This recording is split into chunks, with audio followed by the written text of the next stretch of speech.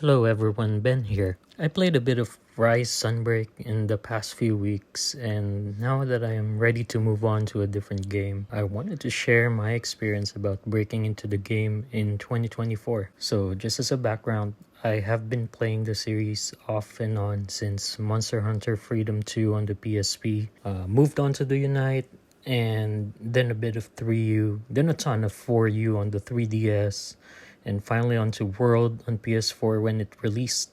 I would say I peeked into the series on 4U where I was a bit proficient with all the weapons and can hunt monsters with little to no problem, but that changed in Rise since I haven't gamed a while and life happened, which severely cut my gaming time and skills. My hands weren't as good as they were before since I'm a bit older, plus my kid takes up most of my time. And when I was looking into guides online, when I get stuck, I always end up stumbling into meta builds for gameplay, which made me a bit frustrated because we all know those builds are geared toward you doing a near perfect play or an extensive knowledge of monsters in the game. Well, of course, meta builds will definitely give you the best damage output theoretically. Most of the time for us casuals, it does not translate well into gameplay. With that train of thought, let's get into the details. I will break down my video with these parts. Timestamps are included so you can skip to the part that you need.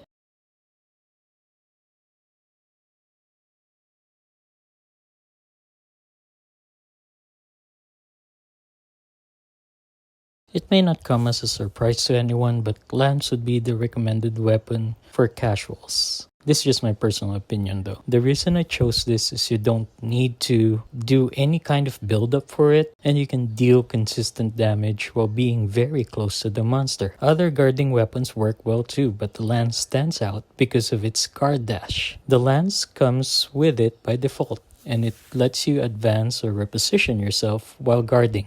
It was a valuable skill for me even at endgame, and especially once you get your elemental weapons, since it leads to an attack that does 3 hits no matter what, as long as it connects, at the cost of just 1 sharpness.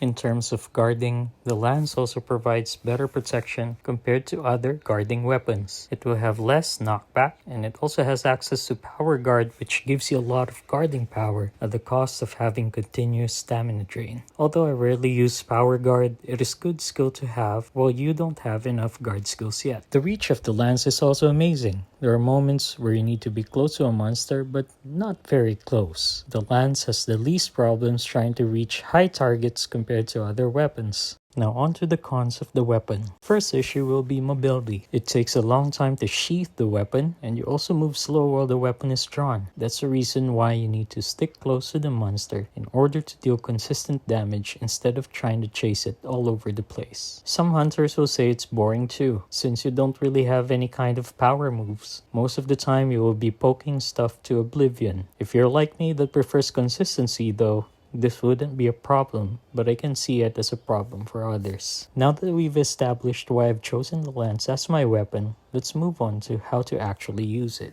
In essence, Monster Hunter is like a dance. You let the monster do its thing, while you as a hunter look for openings to exploit it. While you can look at the monster from afar, once the monster reveals its openings, you'll be too late to exploit it. The lance lets you stay close to the monster with little effort due to its big shield. You just need to wait till it's done attacking, and then go ahead and poke to oblivion. If the monster gets a bit out of reach, guard dash, then continue poking. Here are some bread and butter combos you'll be using a lot with the lance. I would recommend you try practicing these moves and then branch out later once you're used to it.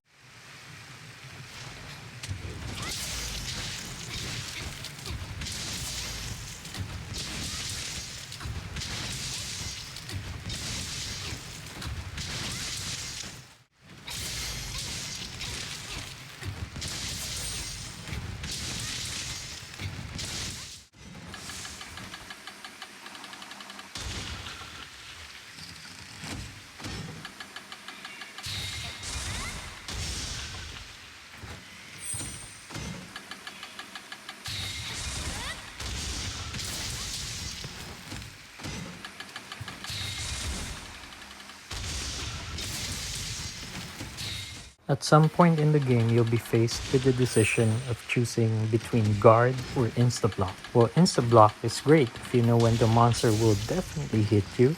Good old guard gives you the consistency of just blocking. While the Insta-Block does this too, if you do land that perfect block and it's a multi-hit attack from the monster, you'll definitely get sent flying. Insta-Block also gives you a bit of delay before you can get into the actual guard stance, which makes the guarding feel laggy or unresponsive if you need to guard dash right away. Regular guard also gives you access to guard bash once you get further into Sunbreak, which lets you deal damage on a successful block. Of course, you can use one or the other, but I prefer consistency, especially with our casual skills. If you do get the chance to master Insta-Block though, it's a great DPS increase since you can follow up with a cross slash afterward.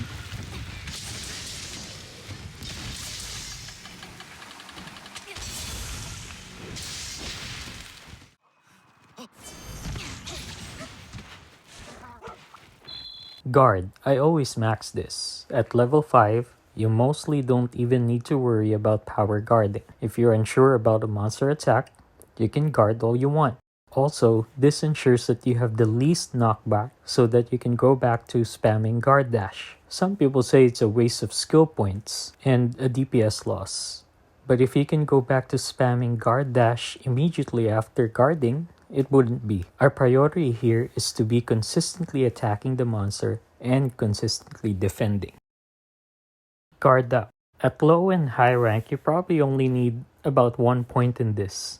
This helps you block those that are normally unblockable attacks of monsters. Higher levels means you get less damage or knockback from the said attack. The sweet spot for this in Sunbreak or when you're fighting Raknakadaki especially, and its variant, would be about 2 levels. But no one's stopping you there though. Maxing this out is pretty neat too for the monsters where you need it. Embolden. Do you know what's better than Guard 5? More guard. There are some skills that knock you back at a lot even at Guard 5. This is the solution for more consistency. Personally though, I don't use this skill for more DPS. I just like it when a supposed attack that knocks you back a lot just makes a slight clink on your shield. Only downside is the monster needs to be targeting you to activate the effect. So far, the only monster that made me really use this skill is when I first faced Amatsu. But even 1 point in this is okay, and you can also go without it. Your usual DPS skills will be after you get guard and guard up, if the monster needs it. That will be weakness exploit, critical boost, and attack up. What I usually do is look into meta sets and try to remove some extra skills to fit guard, guard up, or embolden. The game has been out for a while and there's a lot of build resources available. Now onto the complicated and dividing topic of mods. I will be listing a few that I've used that help me with the game, and I won't be showing how to install the mods since there's a lot of other videos that will probably explain it better. So there you have it. This is how I casually got into Monster Hunter Rise, and hopefully these tips will let you enjoy the game as much as I have, even with the limited time or the player skills we have as casuals.